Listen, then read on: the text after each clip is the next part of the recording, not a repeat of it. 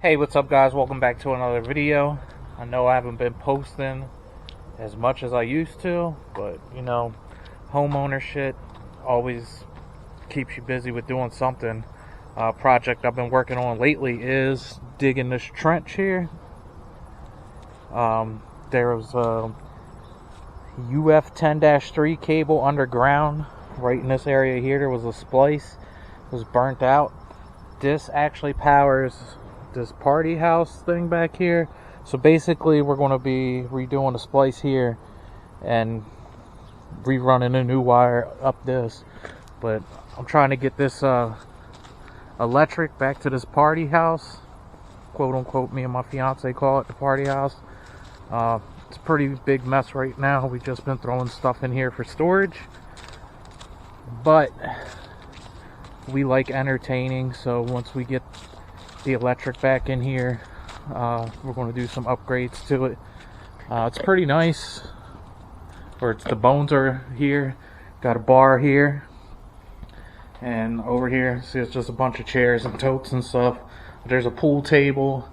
The previous owner cut all the electric out. I don't know if you could tell, but like all the electric's gone. So I've been working on getting this back together.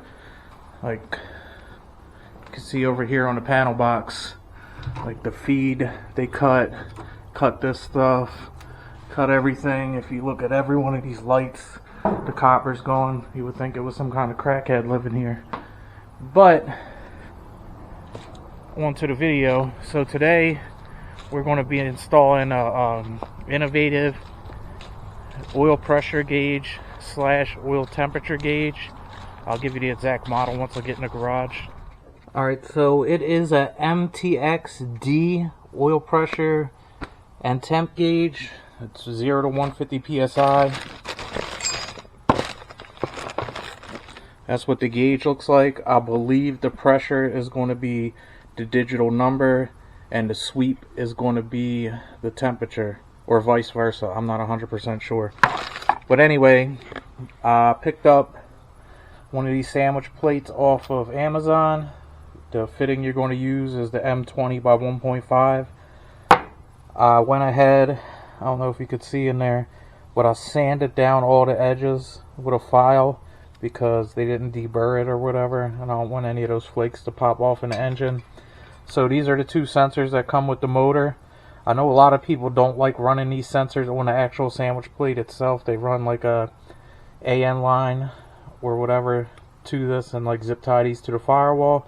But on the previous LS engine I had back here, it had a much bigger pressure sensor on there, and I never had any problems with this. So I'm fine with setting it up like that. So basically, to install this, you need to drain the oil, pull the filter off. You stick this on, this goes through here, you tighten this up. This is a 1-inch socket that fits it pretty well. It's got a double O-ring on the back. These sensors are just hand tightened in here because I'm going to have to figure out what position they go into. I know the actual temperature sensor right here can't go onto the side one because it'll bottom out on this circle here. So it's going to have to go in one of these two top positions, but I'm not sure about the pressure sensor. So I'm going to climb under the car and figure out exactly which way this is going to sit, and we'll pick up the video from there. This is the orientation that's going to work the best for this thing to sit flush on the back of the block. It's kind of going to sit like this. If you're looking straight at the back of the block, it's going to kind of sit like that. So I'm going to go and put this on. Like I said, you slide that on first. Put this on, thread it in. It's a 1-inch. It's kind of tight in that area to be filming. So I'm going to try to take care of this real quick. And then once I have it mounted up, I'll let you see the orientation. Alright, so I don't know how well you can see it, but right there is where the oil filter is going to thread on. There's a square fitting block. Usually people unscrew this and put a breather here. So the pressure sensor is sitting right in between there, and there's enough room to put the connector on. And then over here, so two sensors in the way. but you can kind of see right there is the wire for the temperature sensor. So it fits pretty good. So I'm just going to throw oil filter on here, factory Honda. I don't know if I mentioned, make sure you lube the O-rings on the back with just some used oil or whatever, just like you would normally do an oil filter before you tighten this down. I already have the oil filter on. Next, you're going to have to find a spot where you want to mount the gauge. I chose this location here because I already drilled a big hole in here previously. I had this Defi oil pressure gauge. Not 100% sure what I'm going to use this for. Maybe I'll save it for the white car. Who knows? But basically, this is only temporary for me because I plan on redoing some stuff over the winter. Because if you look in here, I have huge spaghetti of wires.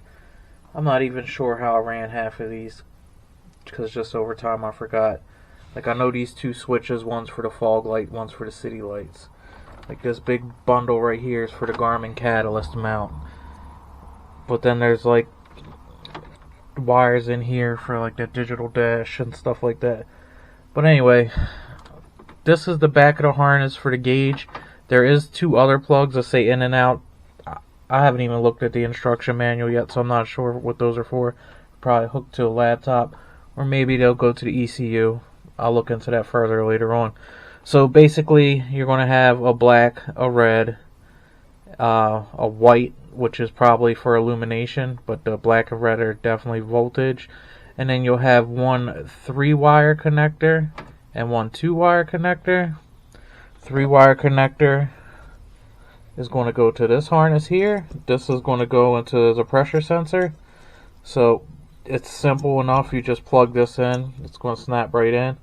The next bundle of wires is going to be the oil pressure temperature. The oil temperature, not oil pressure temperature. But that's a 2-wire that's going to plug right in, and then plug right into the gauge.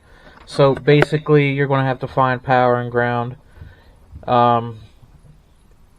Most people get it off the fuse box, but I have the radio harness that I use because this car doesn't have a radio in it. So the air-fuel ratio gauges ran off of that. And then I'll just tap into that for me. But it's basically just a ground and a power wire. And I'm going to double check about the white wire. I'll let you know that in a second. Then I'm going to plug these two in. I'm going to run the wires through where the heater core goes, because I have no heater core anymore. And that's where I'll bring in all the wires that need to come in through the bay anyway. So I'm going to get this hooked up and then add some oil to the car. Alright, so everything's pretty much wired up. You can see this is the 3-pin, so this is for the pressure sensor. This is the 2-pin, so it's for the temp. The gauge is wired up. So let's cut the car on and see if it works. Right, so it comes on.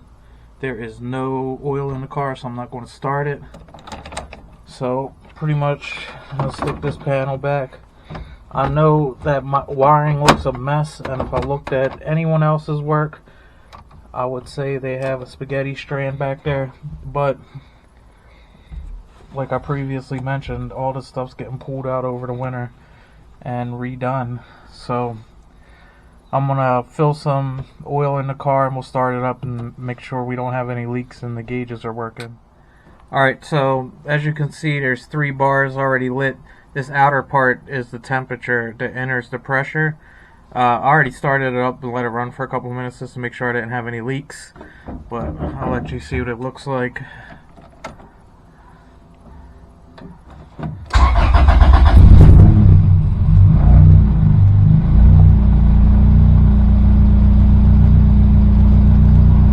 It's reading pretty decent.